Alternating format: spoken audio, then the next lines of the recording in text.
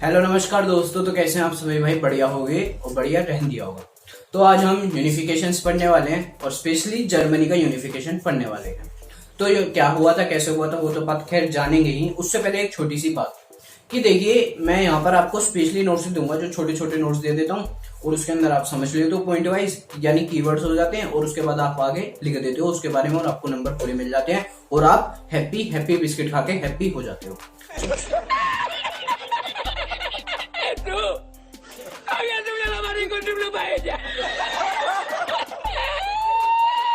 चलो, ये रही मजाक की बात।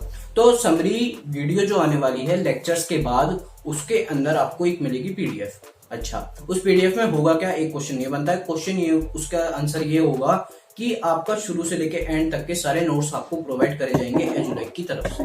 ठीक है, तो जैसे कि आप सभी को मैंने बताया कि आपको MCQ, fill in the blanks और जितनी एक्सरसाइज है वो तो दूंगा ही। उससे पहले एक समरी वीडियो मिल जाएगी, जो लेक्चर मिल जाएंगे आप वो रेडी कर देना ना। उसके बाद एक्सरसाइज रेडी करना और आपका चैप्टर हो जाएगा कंप्लीट बहुत आसान तरीके से। तो इस चैप्टर को मैं पढ़ाने कैसे वाला हूँ, एक क्वेश्चन ये बनता है। तो ये आपको मैं बता दूं, ये पढ़ाने वाला हूं मैं एनसीईआरटी किताब से, एनसीईआरटी बुक से। लाइन बाय लाइन पढ़ाऊंगा जरूर, बट आपको एक कहानी बताऊंगा और कहानी आप ध्यान से सुनना। वो वर्ड्स यूज करूंगा मैं जो एनसीईआरटी के अंदर यूज करे गए हैं। आप उसे एक बार रीड जरूर करके देखना। इस वीडियो देखने के बाद मिनिमम 2 बार रीड कर लेना, बस उसको समझ के जो मैंने बोला था। कसम से आप थर्ड टाइम एक बार खुद पेन उठाना, कॉपी लेना और लिख कर देखना अपनी रफ लैंग्वेज में। ऐसा 1-2 बार करोगे भाई पक्का, मतलब मेरा एक्सपीरियंस बताता है कि 6 महीने बाद भी क्वेश्चन देखोगे ना, बस एक बार पढ़ने के बाद, उसकी लैंग्वेज पढ़ने के बाद आप पेपर में यूं ही कराओगे, याद करने तक की जरूरत नहीं पड़ेगी। इस तरीके से समझाने वाला हूँ। तो चलिए शुरू करते हैं। अब स्टार्ट करते हैं। The making of Germany and Italy. Italy नहीं पढ़ेंगे इस वीडियो के अंदर। 4.1 आता है, Germany can the army be the architect of a nation. आप कह रहे थे भैया आप तो वर्ड टू वर्ड पढ़ाने को आ गए। बिल्कुल नहीं, बिल्कुल नहीं। मैं आपको वर्ड टू वर्ड पढ़ाऊंगा जरूर, लेकिन अभी नहीं। आपको मैं एक कहानी बताता हूँ, ध्यान से सुनिए। आपको पता होगा 1848 में एक रिवोल्यूशन हुआ था हिटलर का, लिबरल का। तो उस रिवोल्यूशन से पहले एक रिवोल्यूशन और हुआ था उन भैया का। तो उन्होंने न्यू मिडिल क्लास का, जो उन्होंने पार्टी बनाई थी उसके अंदर उन्होंने वोट करी, हेल्प करी, उन्हें खूब सपोर्ट करा और वो न्यू मिडिल क्लास एक पार्टी बन गई, पार्लियामेंट में चली गई। तो डोमिनेट हो गई वो, क्योंकि वो सारे एजुकेटेड पीपल थे और इनको लिबरल को सप्रेस कर दिया गया, उनकी डिमांड फुलफिल्ड नहीं हुई। ये आपको बहुत अच्छे से याद होगा, प्रीवियस वीडियोस के अंदर मैं बता चुका हूं एक इसका स्पेशल टॉपिक लेकर।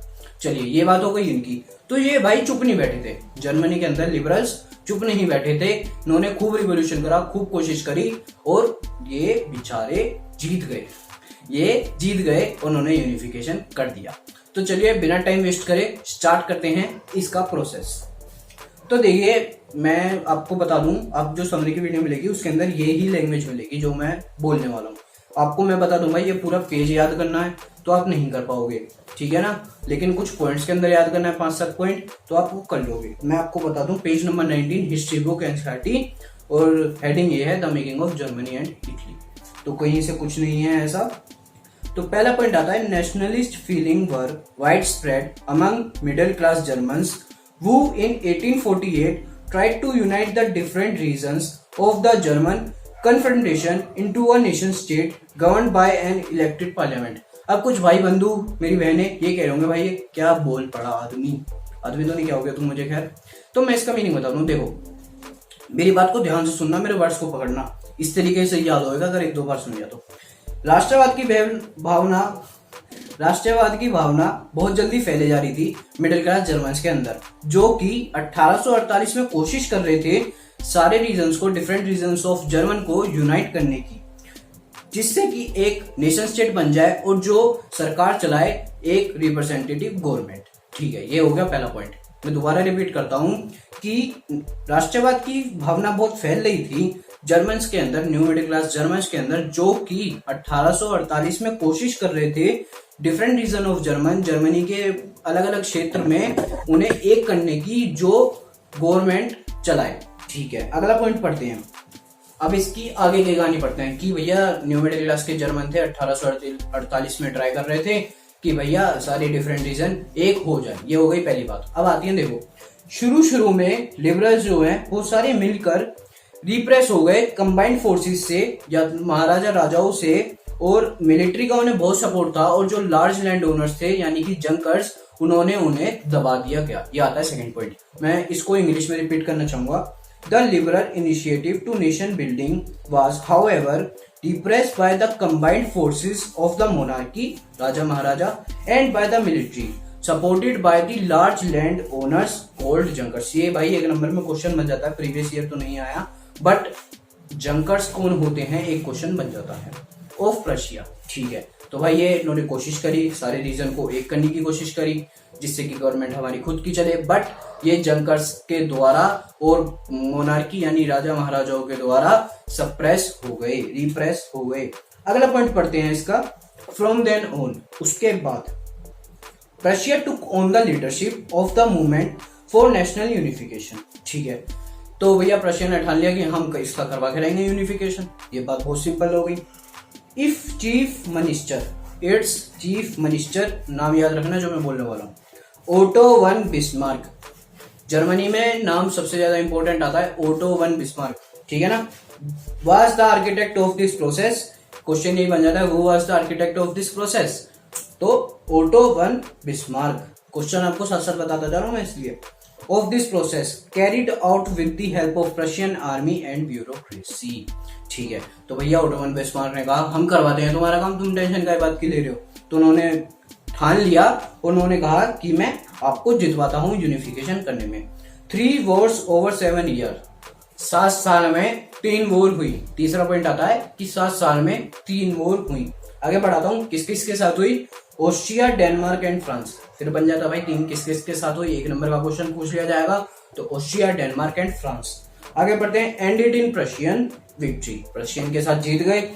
तो and completed the process of unification, process by unification. देखो यार अभी पढ़ाना शुरू करा और अभी खत्म भी हो गया, ठीक है ना।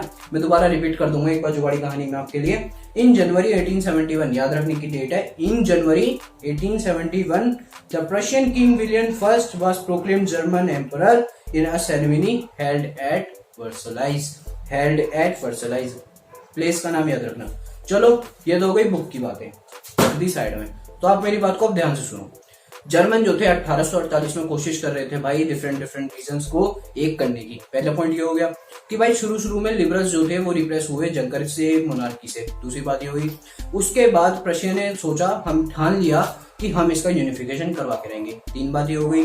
चौथी बात की भाई ओटो वन बिस्मार्क आया, आर्किटेक्ट था इस प्रोसेस का, और उसने 7 लड़ाई लड़ी 3 साल के अंदर ऑस्ट्रिया, डेनमार्क एंड फ्रांस के साथ। जो जीत हुई उसके बाद किसकी, प्रशिया की विक्ट्री हुई।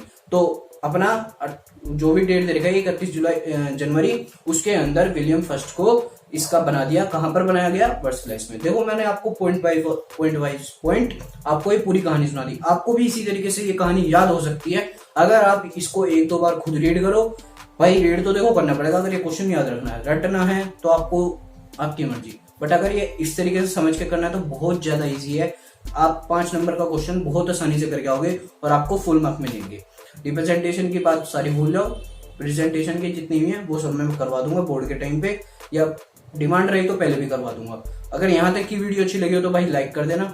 अगर इस प्रोसेस में कोई भी दिक्कत हो, ज्यादा स्पेशली कह रहा हूँ मैं, तीनों में कह रहा हूँ, खास करके अब जो आगे 2 वीडियोस और आने वाली हैं, कोई भी क्वेरी हो तो भाई प्लीज कमेंट करना, क्योंकि क्वेरी नहीं चाहिए। Thanks for watching. जय हिंद, जय भारत।